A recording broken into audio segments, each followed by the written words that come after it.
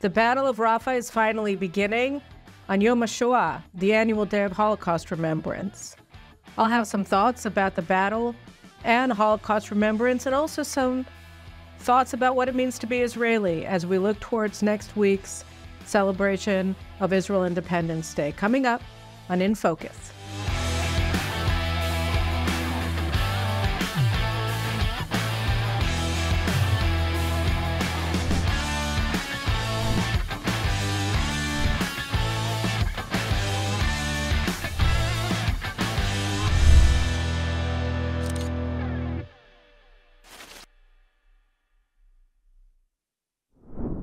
Well, after about 3 months of waiting, the IDF has finally gotten the green light, apparently, to go forward and take out Hamas's final enclave in the southernmost town of Rafah, right on the tip of the border with Egypt. As you guys all know, we've been talking about this for months. The buildup, was Israel going to dare to go in? Were we not going to dare to go in? Every single major force in the international community, from the U.S. government to the UN to the EU to Princess Rania of Jordan, and of course the International Media Corps, have all lined up in opposition to Israel taking out Hamas's final battalions in Rafah and seizing control of the international border with Egypt. Both actions that are required, that are vital, that Israel cannot win the war without carrying out in, again, the final outpost of Hamas and its conventional forces, the city of Rafah. It's also where Hamas's terror masters are thought to be located, as well as many of our hostages, dead and alive.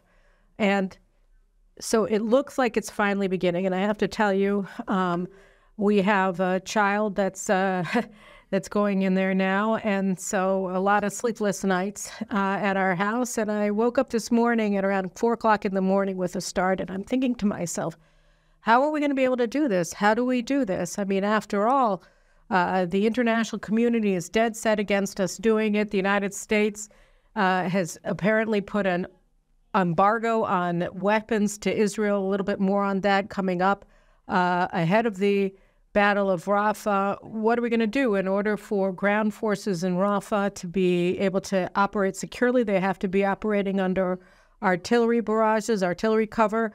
And how do you do artillery cover in a city that is teeming with civilians? Up to 1.4 million civilians now, or were reportedly located in Rafah in recent months.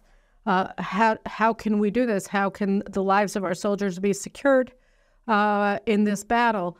And how do we deal with the international repercussions where they're accusing us of war crimes when we haven't done anything that's in any way criminal at this war? How does this work? And so I'm thinking about it 4:30 in the morning, 5:30 in the morning, wondering what to think about it. And so I started talking when it was early enough, or when it was late enough to not be awkward, with a friend of mine who's a retired general, about what was happening. He said, well, you know, Caroline, Israel, 200,000 civilians in Rafah already left, evacuated outside of the city to the tent city that Israel built by the American Pier or whatever, in what's called the Mawasi along the seacoast. So they're there, and that's their safe zone. And there are people who are leaving now, and, you know, the area that the IDF is going to be operating in is going to be evacuated. And so, you know, and he was explaining to me how this really works. And I said, you know, okay, and started, you know, coming to ground or whatever. But there's a lot of apprehension among families, among the men themselves, and among the commanders, because we're going into this battle, this decisive battle that's going to determine, you know, the course of the war, whether we're going to be facing the Northern Front from a position of victory or from a position of humiliation at the hands of the U.S. and the Biden administration's political war campaign that they're carrying out against us with greater and greater hostility and spite in recent weeks as the weeks have passed. And so here we are, we're in this situation, and how is it going to work? So, you know, what is it that we've seen in the lead up to it? So first of all, on Shabbat over the weekend, we found out, we had these reports that the United States, that the Biden administration actually told Hamas in the hostage negotiations that they will be the guarantor that Israel will not reinstate combat operations in Gaza after the hostages are released. Now, Israel never agreed to this, right? And so what the Americans were effectively saying, or absolutely saying, what the CIA director, William Burns, just told Hamas was that the United States, under the Biden administration, will act as Hamas's guarantors, that they will guarantee Hamas's victory in this war, its survival, its ability to reconstitute its regime over all of Gaza in exchange for the hostages, or some of the hostages, very few of the hostages. There are 133 Israelis alive and dead that are still in Gaza under the control of Hamas. And what the deal was calling for at certain phases was 33 and then 20, first it was 40, then 33, and then maybe 20 live hostages coming out of Gaza. To that end, Hamas put forward two videos of American citizens that have been held hostage by Hamas in Gaza since October 7th. And they were alive in the videos. Who knows when the videos were taken. At any rate, so Hamas has been carrying out this political warfare campaign, but so has the administration. And so the administration here is colluding with Hamas directly. William Burns, the CIA director, is telling Hamas, is promising Hamas that the United States will guarantee that Israel will not renew its combat operations in Gaza, and that Israeli forces are going to completely withdraw from Gaza in the course of this long ceasefire as the hostages, alive and dead, are supposedly let out. And so what happened was during, at some point in Shabbat, a senior diplomatic official, Israeli, issued a statement saying Israel never agreed to this. Israel is going to be going into Rafah, into Rafah, with or without a hostage deal with Hamas. And so what that senior diplomatic official, who one of the anti-Netanyahu, one of almost all of the reporters are, but this one in particular, Yaron Avraham from Channel 12, said, I'm not playing this game. The senior diplomatic official was Netanyahu. And so Netanyahu on Shabbat, he said that Israel is not going to accept any deal that in any way or prevents us from going into Rafah and destroying Hamas's battalions that are left in the city. So then Hamas said, what?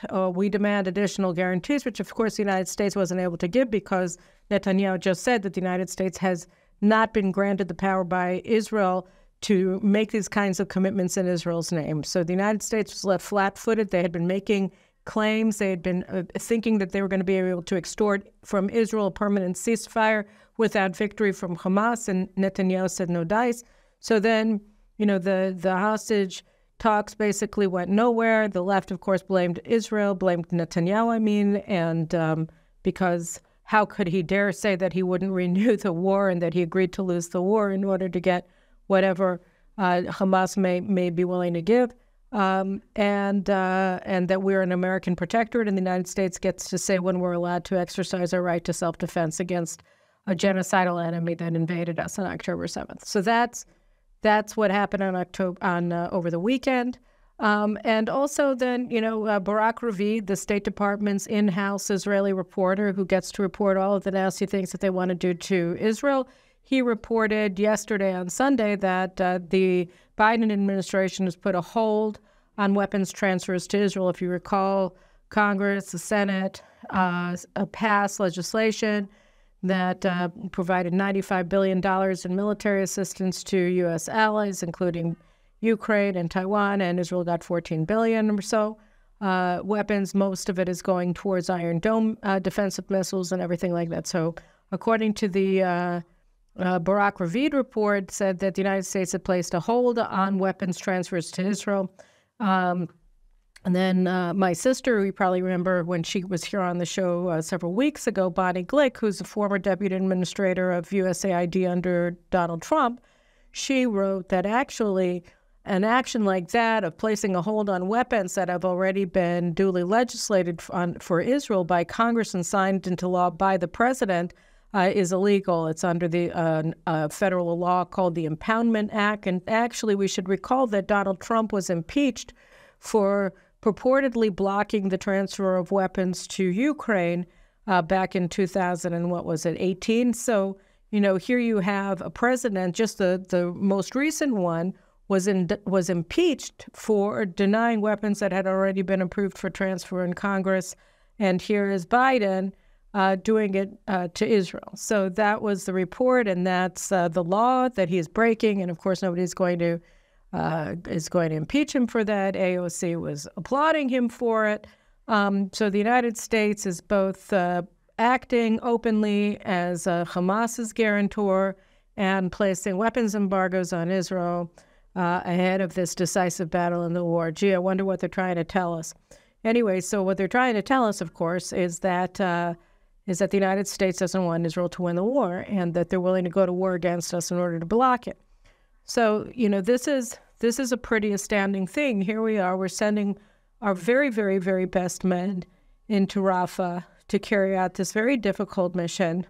We have to evacuate an enormous number of civilians out of Rafah. And of course, under normal circumstances, this wouldn't be a hard mission because in order to, Rafah is not like this powerful stronghold, but the most obvious means of carrying out the occupation of the city are blocked to Israel by the United States. The first most obvious thing is, since they're right at the border with Egypt, is to let the civilians leave for Egypt, right? And go and seek refuge in third countries like Turkey, like Chechnya, like Egypt, like Qatar, all of the state sponsors of Hamas. Let them live there.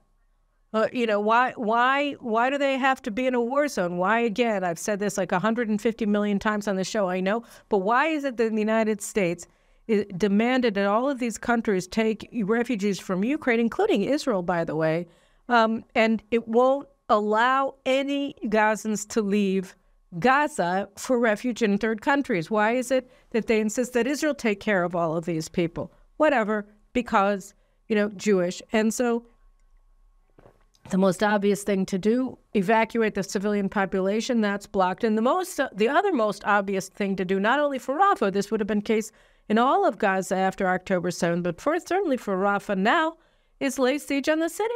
Lay siege on the city, put together, build, we already did, humanitarian corridors to let people leave after they've been inspected for weapons and everything like that. And if they're wanted Hamas terrorists, if they're holding hostages or whatever, let them go through inspections, leave the city, and lay siege to the terrorists inside of it. That, too, the United States, every time we tried to do it in the past, the United States screamed humanitarian crisis. They're accusing Israel of deliberately starving people, which is all a lie. They built this pier for Gaza. Why did they do this? In order to undermine Israel's war effort. Because if there's a pier there, what's it there for? It's not for humanitarian assistance. Gaza, as we've spoken about, again, ad nauseum on this show, they have more than enough food. That's why the MREs that the United States is airlifting into Gaza are being sold in open markets for pennies because nobody needs it because there's no shortage of food in Gaza. But they say there's a humanitarian crisis and we have to build this pier, which, by the way, is blown up twice by Hamas. They've been attacked twice. They've been bombed twice by Hamas. And the United States doesn't care. They've already sunk $350 million of taxpayer money into this sinkhole, into this pier. And then lo and behold, yesterday we've had this weird unseasonal storms happening today. And because of the inclement weather, the pier just sort of started floating into sea yesterday. So it got detached from its mooring along the coast and it just started, moving off, floating off into the sea. And then Israel spent, they talk about all the money that the United States has given us, but, just for the people who have been harmed since October 7th in Israel, we've spent over 100 billion shekels on damages to victims, to people who have died, to their families, to the soldiers who have been harmed, to people who were injured on October 7th. That's the same amount of money that the United States is sending, or more, actually. It's more like $30 billion that Israel has, or $33 billion that Israel has had to pay so far. And that's just now, since October 7th, for victims of the Hamas invasion. So all of the same, the United States has this pier. Why is it there? It's in order to block Israel from maintaining security control over Gaza after the war is over. It's in order to force Israel to accept foreign troops in Gaza, foreign presence in Gaza that Israel can't control in Gaza. It's all in order to strategically undermine Israel's ability to achieve its war goals and to allow Hamas to reconstitute its power in Gaza after the war. So that's what the United States' game is, right? And it's playing out on the backs of our soldiers in Rafah and in other places. So that's what's happening in Israel today. And finally, yesterday on Sunday, we had 3 soldiers killed and another 9 or so wounded, some of them critically, when they were attacked by anti-tank assault on their position by Kerem Shalom crossing. And why are they there? They're there because the United States demands that we have these humanitarian aid convoys going in around the clock. And so like my friend Noah Pollack, he tweeted last night, I think it was, that the United States is responsible for their death. I wouldn't completely say that that's the case, because they were protecting the soldiers who were poised to go into Rafah. So they were checking on their munitions, on their APCs, et cetera, et cetera. So they were there for other reasons. But Kerem Shalom, that's one of the crossing areas that the United States has required Israel to open in order to resupply Hamas's civilian population. And of course, Hamas has been taking over all the aid convoys, as finally the United States acknowledged it had done from the Erez crossing point this week. For the first time, I think they ever admitted it. At any rate, so, we would have done this, but no, we can't do a siege, and we can't do evacuation of the civilian population into Egypt, because America says no. So we're stuck with these civilians. We have to resettle them somewhere else, which we're doing. We sent up these tanks, the tents in the Mawasi along the coast for them to live in, and they can be there in the shade of the Americans and, enjoy their protection or whatever from the terrible Israelis and sit out the battle there. And then we're sending in our forces to pacify this city, which is, again, the final outpost of Hamas's conventional forces that have to be destroyed in order for Israel to be able to end the sort of high-intensity stage of this war and go into the kind of counter-terror battles that the United States, supposedly prefers. So that if we had done this 3 months ago, it would have been finished 3 months ago. But the United States has been blocking it because they don't want it to be done at all. They don't want it to be done at all because they don't want Israel to win. Why? Because reasons. And then there's a big question in Israel. So what happens if the United States escalates still further its political battle against Israel? Well, first of all, we have to assume that the Biden administration will, in fact, continue to escalate, because that's all it's been doing since October 7th. It just keeps constantly raising the flames of its assault on Israel. Well, what will happen? They say, well, what will happen if the United States allows a Security Council resolution condemning Israel or demanding a ceasefire and putting it under a binding UN ceasefire resolution under Chapter 7 of the UN Charter? It says Israel has to commit to a ceasefire, otherwise we become an international pariah. Well, first of all, we already are, thanks to the Biden administration, an international pariah, right? Because the Biden administration is propagating these slanders, these blood libels against us, claiming that we're starving people and that there's a humanitarian crisis in Gaza, when we're neither starving people nor is there a humanitarian crisis in Gaza.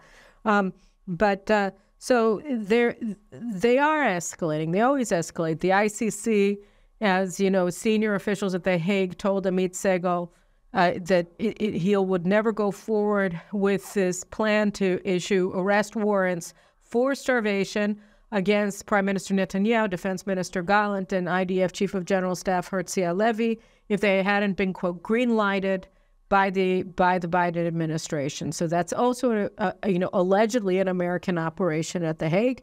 And the question is, what happens if the United States abstains from, fails to veto, supports a UN Security Council resolution requiring Israel to stand down?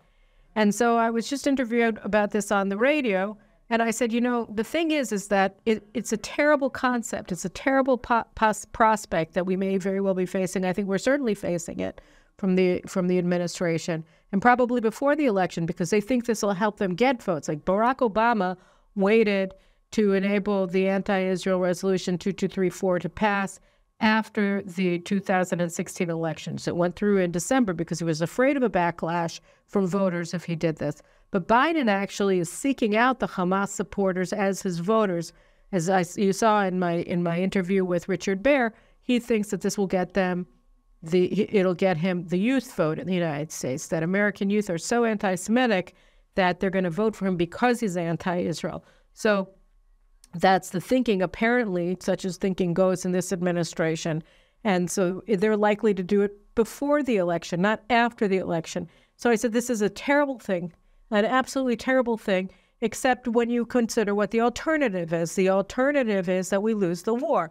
If the cost of winning the war is further international isolation, including an American passage at the UN Security Council of a resolution condemning Israel or demanding a ceasefire or whatever in the war in the middle of a battle, that's a terrible thing that can happen. But a worse thing that could happen from Israel's perspective is that we could actually lose. And so, that's really where we are today, and we have to recognize it for what it is. This is the threat. It's losing the war versus being isolated by the United States, and I think it's very obvious what it is that we have to do. And then that brings me to Yom HaShoah. So Yom HaShoah, it's been 80 years since the Holocaust. And, the question is, how are we supposed to be looking anyway at the Holocaust today, 80 years later, when we saw what happened on October 7th? And I thought that Prime Minister Netanyahu, he gave a stunning speech at Yad Vashem yesterday, and I did a translation of an excerpt of that speech that I want to play for you, where Prime Minister Netanyahu talks about, the way that we're being slandered and why it is that these slanders are believed. And I want you to just watch for a second this clip of the speech that he gave last night. אנו נאבקים בחזית כפולה. ראשית, במשטר הקנאי באיראן ובשלוחות הטרור שלו שחותרים בגלוי להשמידנו. שנית, בהתפרצות הר הגעש האנטישמי שיורק לבה רותחת של שקרים נגדנו ברחבי העולם. צריך לומר בפשטות, האנטישמיות שהייתה חבויה במדינות המערב מאז השואה חוזרת במלוא כיעורה. כמו בימים עברו, האשמות השקריות אינן מופנות כלפינו בגלל דברים שאנחנו עושים, אלא בגלל עצם העובדה שאנחנו קיימים. אבל לצערי, רבים בעולם מאמינים לשקרים הללו, והם מאמינים להם רק בגלל סיבה אחת, כי אנחנו יהודים. איזו פשיטת רגל מוסרית. השקר הפך לאמת, האמת הפכה לשקר, ועל כך כבר אמר הנביא ישעיהו, הוי האומרים לרע טוב ולטוב רע. So what does he say here? Yes, in fact, it is moral bankruptcy, right? In a different section of the speech, Netanyahu talks about the fact that the difference between today and 80 years ago is that 80 years ago we were completely helpless, and the nations of the world went forward and allowed this to happen. Actually, this is the part that he gave in English. I just want you to look at that one as well. 80 years ago, in the Holocaust, the Jewish people were totally defenseless against those who sought our destruction. No nation came to our aid. Today, we again confront enemies bent on our destruction. I say to the leaders of the world, no amount of pressure, no decision by any international forum will stop Israel from defending itself. As the Prime Minister of Israel, the one and only Jewish state, I pledge here today from Jerusalem on this Holocaust Remembrance Day, if Israel is forced to stand alone, Israel will stand alone. But we know we're not alone, because countless decent people around the world support our just cause. You know, Saul Bellow, he had a lot of great lines, and I'm going to butcher one that he had in what I consider to really be his best novel, or at least the novel that of Saul Bellow that I liked the most, which was Ravelstein, which is his last novel. And he talked there, it was an Alan Bloom character. They were close friends, and in the novel, Ravelstein, who was the Alan Bloom character, he talks about the Holocaust, and the basic insight that he gave there was that, it was during the years of the Holocaust, all of the nations essentially were agreed that the German idea of annihilating the Jewish people was a good thing, that they were fine with that they got what the Germans were up to, and they thought that was just cool, that was fine, and they weren't going to get involved, whether it was Roosevelt or any of the international leaders. Obviously, Churchill, Prime Minister Netanyahu, claims that he tried to intervene, but the British military wouldn't let him. That's probably true. But, Roosevelt absolutely prohibited the U.S. Army from taking any action to save the Jews. And, of course, he blocked the Jews of Europe from seeking refuge in the United States ahead of or during the Holocaust.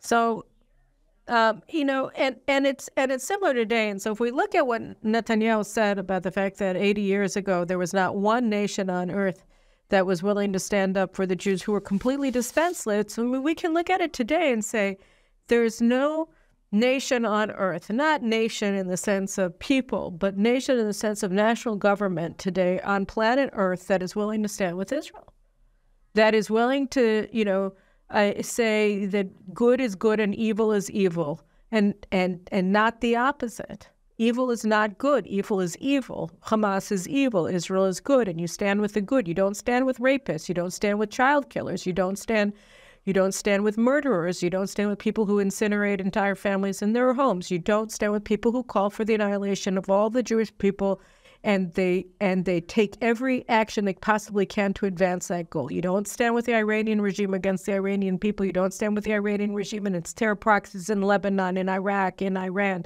in Syria, in Gaza, in Judea and Samaria, in Yemen. You don't stand with them. You stand with the people that they stand against, because in the case of Israel, and even the Sunni Arab states, you'd be standing with the good guys. You stand with the good guys against the evil guys. But, as Netanyahu said, they believe these lies, these nations of the world, the governments of the world, because they want to. And why do they want to? Because we're Jewish. Because anti-Semitism that was kept in abeyance for 80 years in the West is back. It's roared back to life. And it is the life force behind almost everything that we're seeing in relation to Israel and the Palestinians today. It's an incredibly horrible situation, but it is the situation. And so just as 80 years ago, all the nations of the world were pretty much agreed that Hitler had a good idea there to kill all of the Jews. So today you have a basic unanimity of opinion led by the United States with all the nations on earth behind it, saying, yeah, it's fine. Let's protect Hamas. Let's empower Iran. Let's make Iran the regional hegemon so that we can reach a balance of power. Let's weaken Israel. Let's weaken the UAE. Let's weaken Saudi Arabia. Let's not allow them to retaliate against Iran for attacks on their territory. Let's only allow them to take defensive actions to intercept Iranian missiles en route to their lands. Let's not allow them to take any offensive action against Iran's missile sites, against its nuclear sites, against its drone training and development sites. Let's not let it take any take any effective action against its oil pipelines, its oil installations, its gas pipelines, its gas installations. Let's not allow it anybody to take any action against Iran. Let's empower Iran still further and all of its proxies. Let's ensure their survival, and let's ensure that they really have no major price to pay for their massive aggression against Israel or any other regional actor. That is the policy that is being followed by the Biden administration today. And, the difference between 80 years ago today with the Holocaust is not so much the nations of the world, it's the Jews. And that brings me to the last thing that I want to talk about. You know, we're living through some difficult times here in Israel, as you know. Some really horrible, terrible times, not only in Israel, but for Jews all over the world. You know, and I guess as an aside, as a parenthetical thing, I really do feel like I have to just mention the Jewish Insider report on Friday afternoon about Miguel Cardona, the education secretary. He had agreed to an urgent meeting with Jewish organizations about the galloping anti-Semitism on U.S. campuses. He agreed to the meeting. They said, you know, after October 7th, we met with you.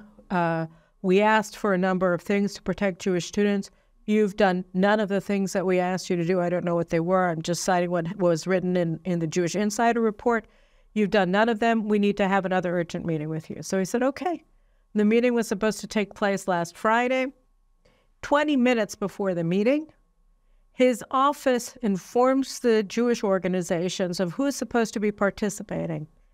So together with the Jewish organizations that are trying to protect Jewish students, that, you know, and believe you me, I'm no big fan of the American Jewish establishment, but they're trying, belatedly albeit, to defend, to protect their children on university campuses, and they want to talk to the Department of Education about why it is, you know, to demand why it is that the civil rights of American Jewish students aren't being defended.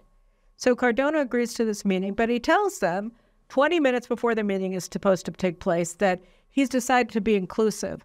So with all of the Jewish groups, Hillel, ADL, the Federations of North America, the Louis Brandeis Center for Human Rights, and all of these other major groups that this is what they do, you know, for a living, they also invited anti-Zionist groups, ostensibly led by Jews, who are participating in the Hamas riots, the assaults against Jewish students on campuses. So there's like a new group that is a spin-off of If Not Now, one of the groups together with Jewish Voice for Peace, which is run by the Muslim Brotherhood, but whatever, that are active participants in this. So If Not Now has a new group that they put together, led by all the people from If Not Now, called something like the Diaspora Alliance.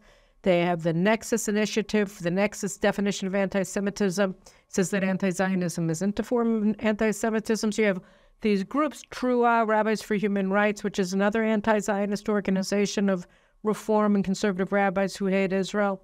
So you have these 3 or 4 tiny organizations that don't represent the vast majority of American Jews, over 90% of American Jews who support Israel.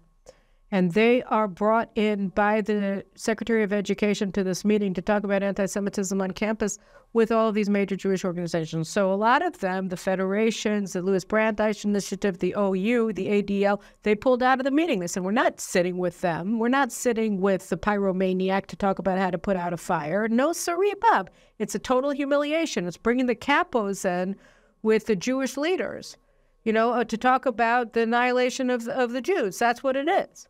And so when the administration does things like this, and it's not the first thing that they've done or the last thing that they're going to do, what they're saying is we just don't care about the Jews. We don't care about them at all, like not even a little bit. And so you hear in Israel, they're guaranteeing Hamas's security. They're guaranteeing Iran. They're demonizing Israel. They're enabling the criminalization of the Jewish people, of our army, of our sons, of our state, and, you know, threatening to condemn us at the UN Security Council, green-lighting, purportedly, these ICC investigations, which are complete kangaroo court, you know, turning reality on its head against our leaders. You know, so the one thing that's changed is the Israeli people. You know, opposition leader Yair Lapid, his career before he went into politics was he was a TV host. You know, he looks like a TV host or a car salesman, which I think he also did. He did banking commercials, but whatever. He was a celeb. So here, what did Yair Lapid have this shtick? He had all of it was shtick. It's still all shtick, whatever. But he had a shtick where he said, "What is Israeli to you?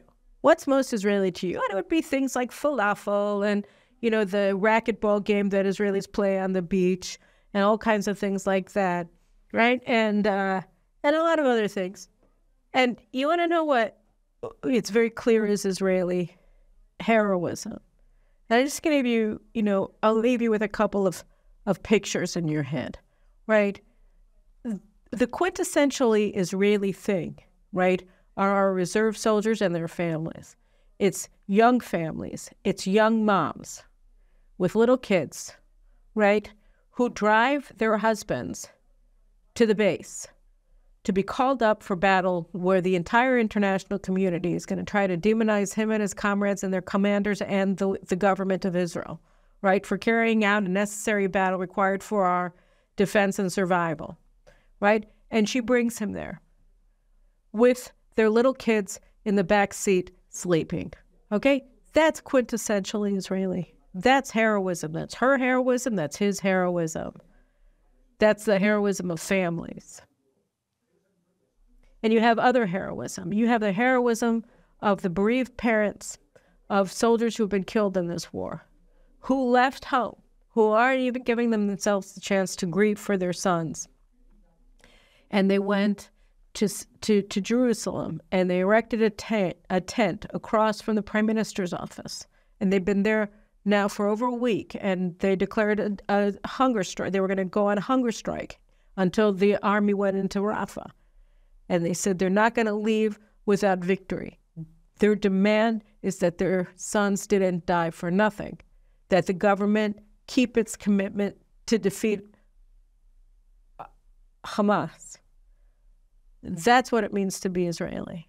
What it means to be Israeli is to be the Prime Minister of Israel and stand up to the entire international community, because that's the job of the Prime Minister of Israel. There is no other job, because his job is to defend the people of Israel. It's to defend the Jewish people and to tell the people of the world, we'll stand alone if that's what we have to do.